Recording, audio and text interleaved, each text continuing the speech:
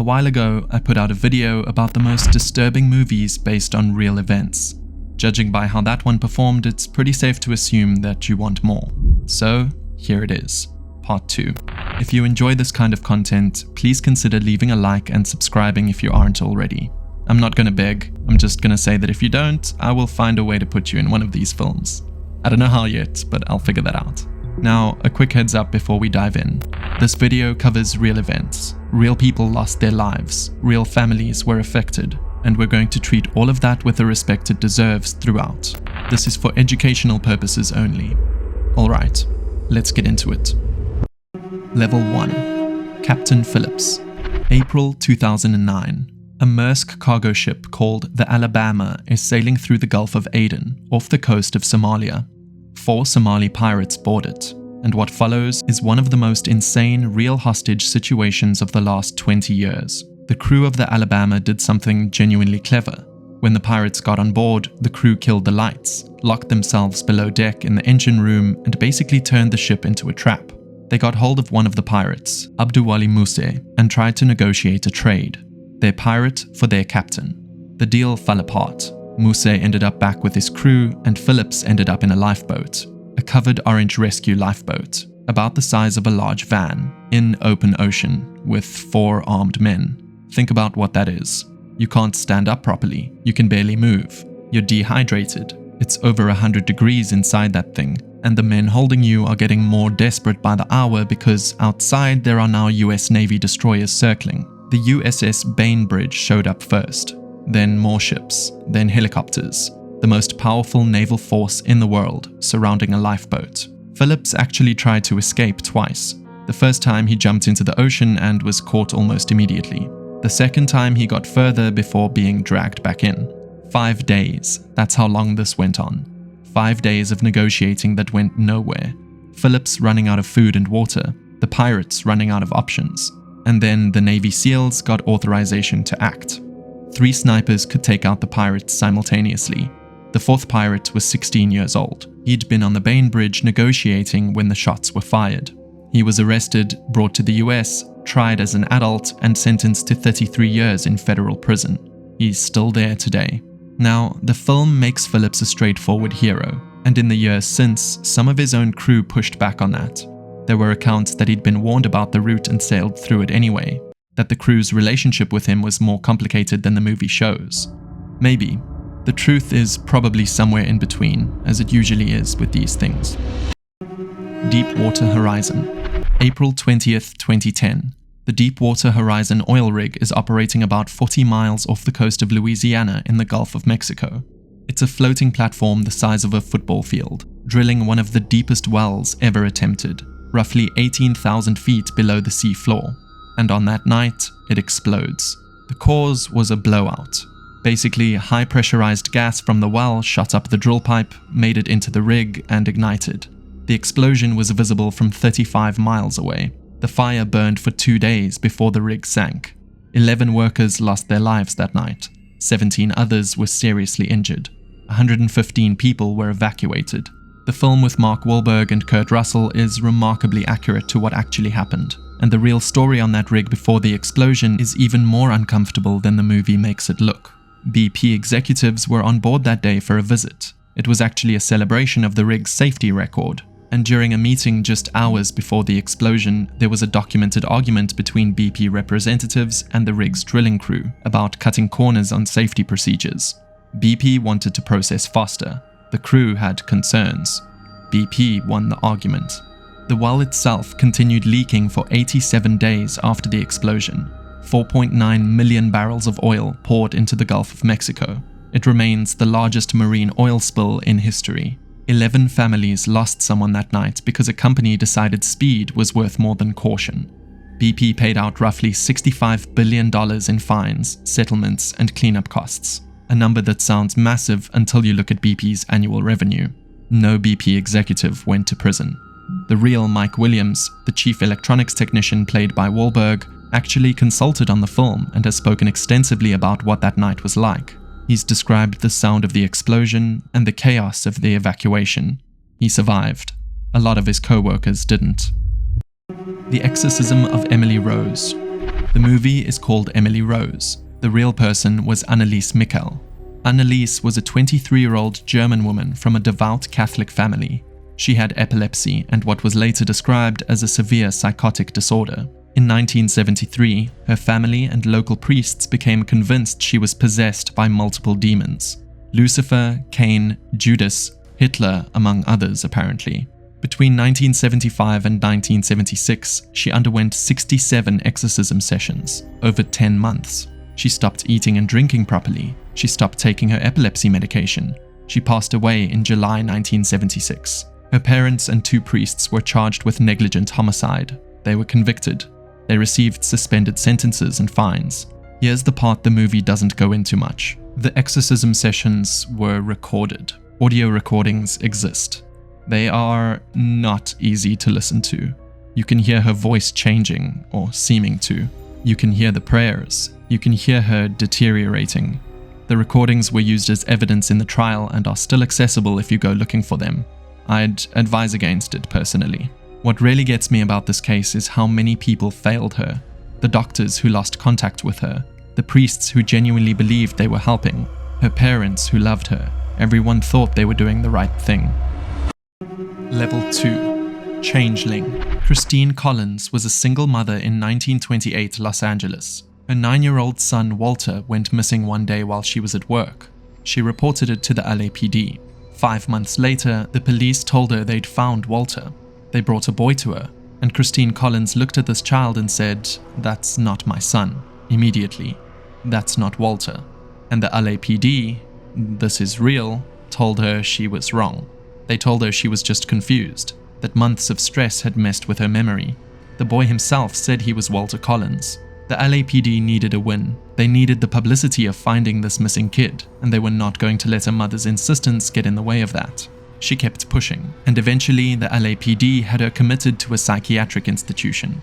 In 1928, a husband or a police captain could have a woman institutionalized basically on their word alone. She was in there for weeks before enough public pressure got her released. The truth came out through a completely separate investigation. A ranch in Wineville, about an hour outside of LA. A man named Gordon Northcott. What police found there was one of the worst crime scenes in California history. Northcott had been bringing boys to the ranch. At least 3 children lost their lives there. Evidence of more. Northcott was tried, convicted, and hanged in 1930. The question that haunts this case is whether Walter was one of his victims. A boy who had been living with Northcott confessed to the murders but later recanted. He told Christine Collins before he was also executed that Walter was dead and that he'd seen it happen, but the physical evidence was never conclusive. Walter Collins was never found. Christine Collins spent years fighting the LAPD afterward, and she won several lawsuits against them. She died in 1964, and as far as anyone knows, she never stopped wondering what happened to her son. Foxcatcher. John DuPont. The name tells you everything if you know American history. The DuPont family built their fortune on gunpowder and chemicals in the 1800s. By the time John was born in 1938, they were one of the wealthiest families in America. John DuPont was, by most accounts, a deeply unstable person. He had a mother who was cold and dismissive, who reportedly bought friends for him as a child because he had none. He became obsessed with wrestling and positioned himself as a patron of the sport. He set up Foxcatcher Farm in Pennsylvania. Olympic-level wrestlers lived on his property and trained there. He paid their bills. He called himself the Eagle. He genuinely believed he was a great coach, a national hero, someone America needed. The wrestlers needed the funding. It was complicated. Dave Schultz was an Olympic gold medalist in wrestling, genuinely one of the best in the world. He lived on the property with his wife Nancy and their kids. He had a real friendship with DuPont, or at least tried to maintain one. On January 26, 1996, DuPont drove up to Schultz's house. Nancy was there. Dave came out to meet him. DuPont shot him 3 times. Dave Schultz lost his life in the driveway of his own home in front of his wife. DuPont drove back to his mansion and barricaded himself inside for 2 days. When police finally got him out, he was talking about being the Dalai Lama. He was found guilty but mentally ill, sentenced to 13 to 30 years in a state mental health facility. He died in prison in 2010, still not quite understanding what he'd done. The film with Steve Carell and Channing Tatum is very good, but there are things it doesn't show. Former team members described an atmosphere at Foxcatcher that deteriorated slowly, DuPont becoming more erratic, more paranoid, more demanding, and nobody left because nobody could afford to leave. That's the part that stays with you. Extremely wicked, shockingly evil, and vile. Ted Bundy. You know the name. The reason this film is on the list isn't because Bundy himself is underexplored. There are 100 documentaries about him. It's because of the angle. The film is told from the perspective of Liz Klupfer, his long-term girlfriend, played by Lily Collins. Zac Efron plays Bundy, and Klupfer's experience is genuinely unsettling in a different way. She dated him for years. She had a daughter. They built a life together. She called in a tip to police because she'd noticed his behavior was strange. His car matched a description. She didn't fully believe it herself, and even after he was arrested, even during his first trial, a part of her still wasn't sure. Bundy's actual trial footage is something else. He represented himself. He charmed the Florida courtroom. There were women in the gallery who brought him cookies. He got engaged in the middle of his trial using a legal loophole that made the proposal legally binding. Real Ted Bundy footage is more disturbing than any actor playing him. He confessed to 30 murders in the days before his execution in 1989. Most investigators believe the real number is significantly higher. He was executed in Florida on January 24th. Crowds gathered outside the prison to cheer. At least 30 women and girls lost their lives. Level 3. Boys Don't Cry. Brandon Teena was 21 years old. He was a transgender man living in Falls City, Nebraska in 1993. He'd started a new life there, had friends, and was dating a woman named Lana Tisdale. For a few weeks, things were actually okay. Then, two men he'd considered friends, John Lotter and Tom Nissen, discovered that Brandon was transgender. On Christmas Eve 1993, they violently attacked him, and what they did to him that night was the reason he went to the police the next morning. Brandon reported the assaults to the local sheriff, Lyle Brandenburg. The sheriff's response to Brandon was, and this is documented, essentially dismissive and contemptuous. Brandenburg asked degrading and inappropriate questions about his body. He asked why Brandon ran around with girls. He didn't arrest Lotter or Nissen. He said he'd look into it. 1 week later, on New Year's Eve, they drove to the farmhouse where Brandon was staying. Brandon Teena and two others lost their lives that night. Lisa Lambert and Philip Devine. Lotter was sentenced to death. Nissen received life imprisonment. Sheriff Brandenburg faced no criminal charges. He was later sued by Brandon's mother and settled out of court. Hilary Swank won the Academy Award for Best Actress for her portrayal. The film is brutal and honest. It doesn't look away from the failure of every institution that could have protected Brandon. A documentary called The Brandon Teena Story came out a year before the film, in 1998. It includes actual interviews with Lana Tisdale, with people in Falls City, with Brandon's mother. It's harder to watch than the film in some ways because there's no frame around it. The Stanford Prison Experiment. You've probably heard of this in a psychology class or a YouTube video. Let me tell you about the parts that didn't make it into the textbooks. In August 1971, Philip Zimbardo, a psychology professor at Stanford, divided 24 male students into two groups, guards and prisoners. They set up a prison in the basement of the psychology building. The plan was to run it for 2 weeks. They stopped after 6 days. The guards, just normal college students, started doing things within days that are genuinely disturbing. Sleep deprivation, forcing prisoners to do humiliating tasks, psychological manipulation. One prisoner had such a severe breakdown that he had to be removed. Zimbardo himself got so caught up in the role of prison superintendent that a colleague had to come in and tell him he needed to stop. The thing about this study that wasn't fully public until decades later is what Zimbardo's own recordings revealed. He wasn't just observing, he was coaching the guards. He told them to be tough, to be authoritarian. The guards knew what was expected of them. The experiment wasn't showing that ordinary people spontaneously become cruel. It was showing that ordinary people follow instructions to be cruel, especially when authority figures approve. Zimbardo's longtime partner, Christine Maslach, now his wife, was the one who stopped it. She visited the experiment, saw what was happening, and told him she wouldn't be with someone who ran something like this. That's what ended it. The 2015 film is a tight recreation, But there's also a documentary called Quiet Rage made from the original recordings. Watching Zimbardo's actual footage of what happened in that basement is something else. The Imposter. In 1994, 13-year-old Nicholas Barkley disappeared from San Antonio, Texas. Vanished one day. No trace, no explanation. 3 years later, a young man turned up in Spain claiming to be Nicholas. He was brought back to the United States. The family accepted him, officials accepted him, and then investigators started looking closer. The person claiming to be Nicholas had dark eyes. Nicholas had blue eyes. He spoke with a French accent. He was physically clearly not the same person who had gone missing 3 years earlier. His name was Frédéric Bourdin. He was 23 years old. He was French. He had built an entire fake identity as a missing American teenager, and he'd convinced Nicholas's own family that he was their son and brother for months. He explained the eyes and the accent to the family by claiming he'd been held by criminals which had chemically changed his eye color and that the trauma had affected his speech, and the family believed him. The FBI eventually got involved. A private investigator hired by a TV journalist did DNA testing and confirmed the obvious. Bourdin was not Nicholas Barkley. The documentary gives Bourdin a huge amount of screen time to explain himself. He's charismatic, charming. He talks about growing up in the French foster system, never really having a family, desperately wanting one. He doesn't apologize, he just explains. But there's a question the filmmaker is smart enough to not fully answer. Why did the Barkley family accept someone who clearly doesn't look like Nicholas? Some investigators believe Nicholas's brother Jason knew what had really happened to Nicholas, and that having a fake Nicholas around was preferable to questions being asked. Jason Barkley passed away from a drug overdose in 1996.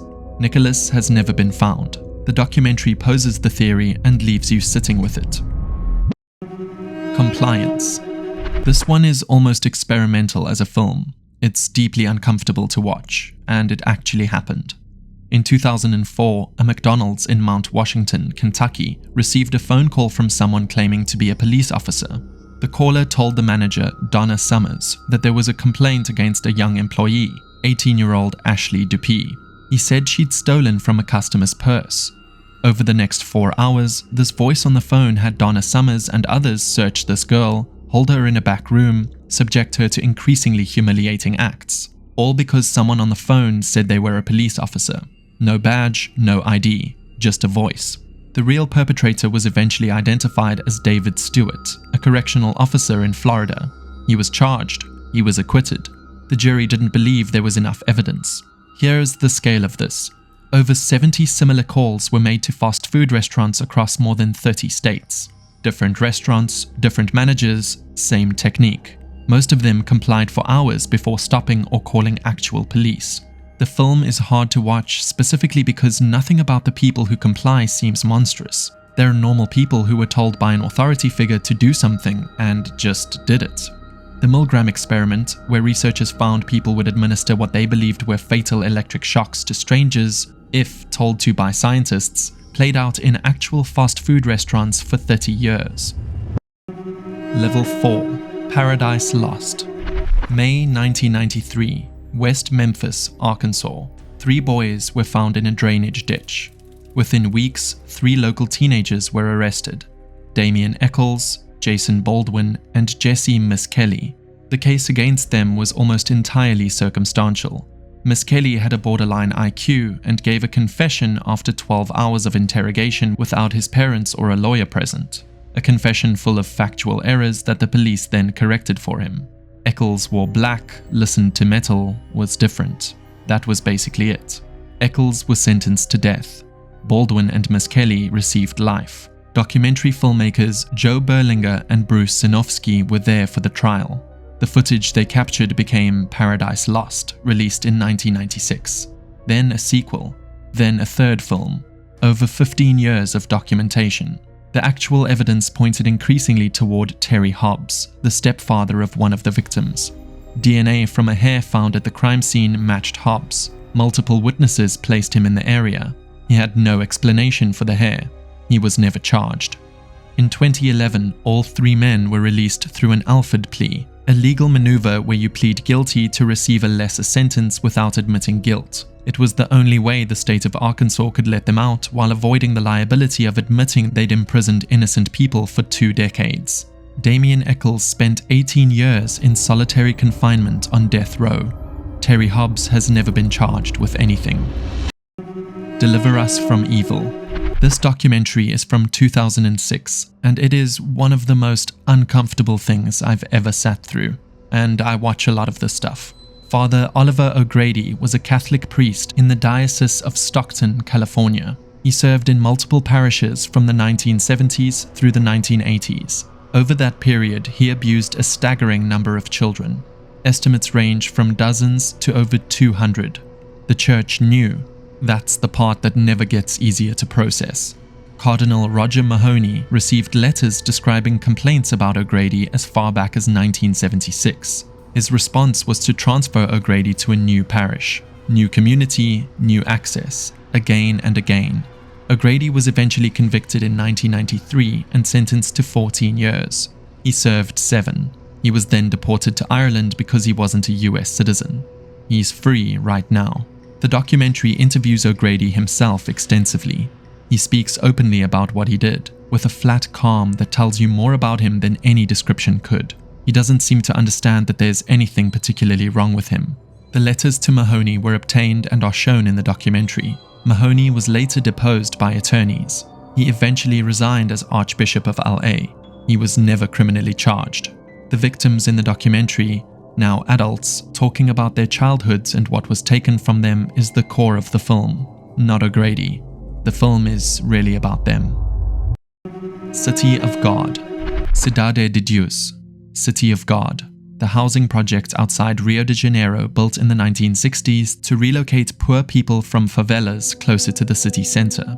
The film from 2002 follows roughly 20 years of life in this place, from the 1960s through the early 1980s. Drug trafficking, gang wars, police corruption, kids growing up with no real options. It's one of the most visually inventive films ever made, and it's also based almost entirely on things that happened. Paulo Lins grew up in Cidade de Deus. He spent years researching the history of the neighborhood for a sociologist before eventually writing a novel, which became the film. He knew these people. Some of the characters he composites, some are close to direct portraits. Lil J, the main villain of the film, was based on a real person, a drug dealer who essentially took over the neighborhood through terror. The rocket attack on a rival's building actually happened. The gang wars actually happened. The police who showed up and took a cut, that happened. The cast is largely non-professional actors from the actual favelas of Rio. Director Fernando Meirelles ran workshops in the communities for months before filming. A lot of what you see on screen is kids from those neighborhoods playing versions of their own reality. The film ends with a new generation of kids taking over from the gang that the movie has followed. The cycle continuing. That's not a narrative choice. That's what was happening. Capturing the Friedmans. Great Neck, New York, 1987. Arnold Friedman was a beloved local teacher who ran computer classes out of his home. He had a wife, 3 sons, and a nice house. Then, federal investigators intercepted illegal materials in his mail, the kind that ended careers and warranted a full search of the house. They arrested Arnold and his youngest son, Jesse, who assisted with the classes. What followed was a prosecution that became one of the most contested criminal cases in New York history. Multiple students alleged abuse during the computer classes. Jesse maintained his innocence. Arnold eventually pleaded guilty. The documentary, directed by Andrew Jarecki, has a unique asset. The Friedman family, for reasons that are hard to fully understand, had been filming themselves throughout this entire ordeal. Home movies of a family disintegrating. Arguments, accusations, breakdowns, birthday parties that feel like they're happening on another planet. The film presents the case and then deliberately refuses to tell you what actually happened, because genuinely nobody is sure. Later investigations found serious problems with how the children's testimonies were obtained. Leading questions, therapist pressure, possible implanted memories. Some of the allegations may have been real, some may not have been. Arnold Friedman lost his life in prison. Jesse served 13 years. He was released and has fought to clear his name ever since. The part that sits with you the longest, watching the family on camera, knowing that whatever the truth was, these were real people and their lives were destroyed. The tapes exist. The documentary uses them. You're watching something private that was never supposed to be public. Level 5. Titicut Follies. 1967. A documentary filmmaker named Frederick Wiseman got permission to film inside the Bridgewater State Hospital for the Criminally Insane in Massachusetts. What he captured over 5 weeks became one of the most banned films in American history. Patients were naked in common areas. Guards mocked men who were clearly in psychiatric distress. Men were force-fed while staff stood by smoking. These weren't isolated incidents. This was routine. The Commonwealth of Massachusetts sued Wiseman immediately after the film's release. They got an injunction blocking public screenings. The official reason was patient privacy. The real reason was that the government didn't want the world to see how the state was treating its most vulnerable citizens. The ban lasted 24 years. The film was only fully released to the public in 1991 after a lengthy legal battle. In those 24 years, Wiseman could only show it to professionals. Medical personnel, lawyers, students in specific academic settings. The conditions at Bridgewater improved somewhat after the documentary. That's one of those sentences that sounds like a positive outcome until you think about what improved somewhat means given what was on screen. One sequence shows a patient who is clearly intelligent and articulate arguing his case to the staff. He makes reasonable points. He's right about most of it. He remains locked up. There's another sequence involving the intake of a new patient. You watch the paperwork process. You watch the staff. You watch the man. By the end of that sequence, you understand exactly why Wiseman thought this footage needed to be seen by the public. Wiseman went on to make over 40 documentaries, mostly about institutions, hospitals, welfare offices, courts, the military. He's 94 years old and still working. Titicut Follies was where it all started, and it remains the most banned and arguably the most important film he ever made. Almost nobody has seen it, and the Massachusetts government that banned it for almost a quarter century is one reason why. Cropsey. Staten Island has a boogeyman. His name is Cropsey. If you grew up on Staten Island any time from the 1970s onward, you've heard the stories. A disfigured man with a hook who lived in the abandoned buildings of Willowbrook State School and took children who wandered too close. Filmmakers Joshua Zeman and Barbara Brancaccio grew up with those stories. As adults, they started investigating where the legend came from. What they found was that the legend was covering for something real. Willowbrook State School was a facility for children with intellectual disabilities that operated from 1947 to 1987. It became notorious when investigative journalists exposed catastrophic overcrowding, abuse, and neglect. In 1972, a young Geraldo Rivera did an undercover report that shocked the country. In the 1950s and 60s, researchers had deliberately exposed residents to hepatitis to conduct vaccine studies, without parental consent, on children. When the school finally closed, its buildings sat abandoned, and children in the surrounding area started disappearing. Andre Rand had worked at Willowbrook. Between 1972 and 1987, at least 5 children in the area went missing, most of them with disabilities. Rand was convicted in 2004 for the disappearance of a 12-year-old girl with Down syndrome, whose remains were found at the Willowbrook site. He was convicted again in 2008 for another disappearance. He maintains his innocence. The other missing children were never found. There's a moment in the film where the filmmakers show how the urban legend of Cropsey evolved decade by decade.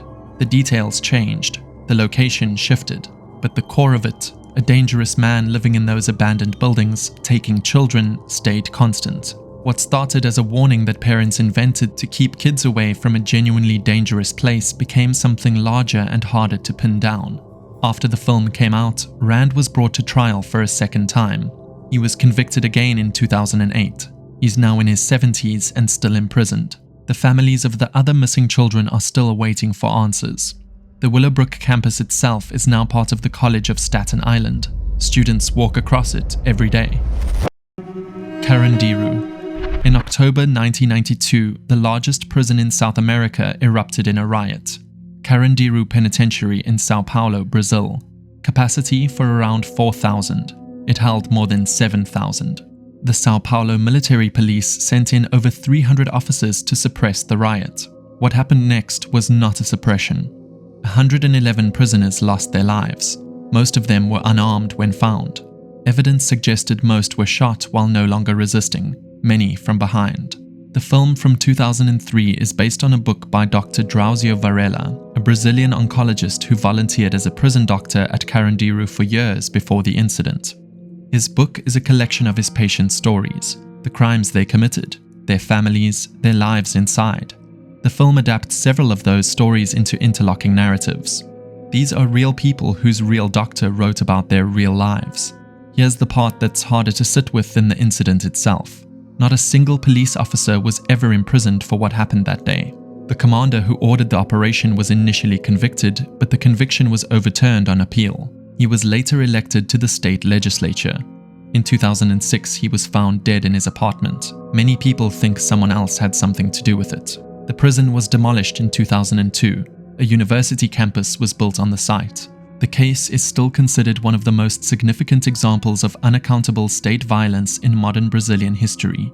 The men who gave the orders went home. Dr. Varela continued working in Brazilian public health for decades after the incident. He later became one of Brazil's most prominent public health advocates and was instrumental in the country's response to the AIDS crisis in prisons during the 1980s and 90s, a crisis that Carandiru was at the center of, given its catastrophic overcrowding. In Brazil, the film is considered both a historical document and a national reckoning. Outside Brazil, it's barely known, which is, honestly, part of why it's on this list. Level 6. Aileen, Life and Death of a Serial Killer. You might know Aileen Wuornos from Monster, the 2003 film where Charlize Theron won the Oscar playing her. This documentary is something different. This is the real woman, filmed by Nick Broomfield in the weeks before her death in 2002, and it's one of the most uncomfortable things you can watch. Broomfield had actually made a first documentary about Wuornos a decade earlier in 1992, while she was still on trial. That film exposed how people around her, her lawyer, her former girlfriend, a police investigator, were selling her story to Hollywood before she'd even been convicted. The people who were supposed to be helping her were profiting off her. The second film picks up 10 years later. Wuornos had been on death row, and Broomfield gets access to film her in her final weeks. What you see on screen is a woman who is clearly not well. She describes things happening in her cell that Broomfield cannot verify. She believes the prison guards are poisoning her food. Broomfield is visibly disturbed by what he's seeing. He starts questioning whether the state of Florida is about to execute someone who is in a severe mental health crisis. Wuornos also recants. She tells Broomfield that her claims of self-defense, that the men she killed had attacked or threatened her, were lies. Then later she partially walks that back too. The truth of what happened with those 7 men may have died with her. She was executed on October 9th, 2002. Her final statement was a rambling reference to Jesus and spaceships that was widely reported at the time. Broomfield was in the room. The Look of Silence. If you watched part 1 of this series, you know The Act of Killing. This is its companion film, made by the same director, Joshua Oppenheimer, and it's even harder to watch.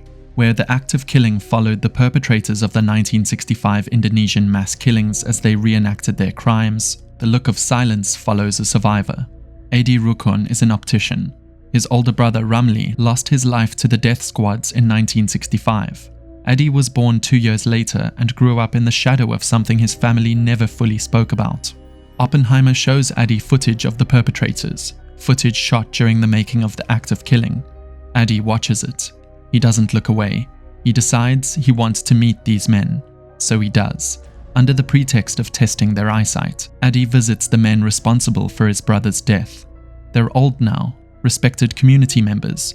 One is a local politician. Another lives 2 minutes from Adi's house. One of the men describes what he did with the blood of the people he killed. He says it was to keep himself sane. He tells this to Adi Rukun, in front of a camera, about Adi's brother. Adi's parents are still alive. His mother is elderly and nearly blind. His father has dementia and barely knows where he is. In the film, they learn for the first time exactly what happened to Ramli. After the film was completed, Adi and his family had to leave Indonesia. They received threats. Human rights organizations helped relocate them to another country. The perpetrators are still there, still respected. The power structure hasn't changed. Level 7. Evil Genius. August 28th, 2003. Erie, Pennsylvania. A man named Brian Wells walks into a PNC bank, hands the teller a note demanding money, and lifts his shirt to show what's around his neck. A metal collar, welded shut, with a shotgun shell inside pointed directly at his throat. He tells the teller it's a bomb. He has a note. The note says he's being forced to do this. He gets the money, $8,702, and walks out. Police arrive within minutes. They surround him in a parking lot. Wells sits on the ground, cuffed, and tells the officers he didn't want to do this, that someone made him do it, that they need to get the device off him. He seems genuinely terrified. The bomb squad is called. They're still en route. Wells is sitting on the pavement, surrounded by police, telling them to hurry. And then the device detonates. The entire thing was captured on camera, by police, by bystanders, by news crews that had already arrived on the scene. What the Netflix documentary unravels, over 4 episodes, is that what looked like a hostage situation was actually something far more bizarre and disturbing. Wells wasn't a random victim. He was connected to the people who built the device. There was a woman named Marjorie Dale Armstrong, a web of people in Erie who had been planning something for years. The pizza delivery job was real. The bomb was real. Whether Wells knew it would actually go off is one of the central questions the documentary tries to answer. The lead investigator described it as the strangest case he ever worked. Multiple people were indicted. Dale Armstrong became one of the main suspects and was eventually convicted in 2010, sentenced to life in prison, where she died of cancer in 2017, never fully explaining her role. The collar bomb itself, investigators said it was sophisticated. It wasn't a prop. Whoever built it knew what they were doing. Brian Wells was 46 years old. He lost his life in that parking lot in front of rolling cameras while the bomb squad was still minutes away. Alright, that's the bottom. If you made it all the way through, thank you for watching. Genuinely. Some of this stuff is not easy to sit with, and I appreciate you sticking around. Drop in the comments which level hit hardest, and if you haven't seen part 1 yet, it's on the channel. See you in the next one.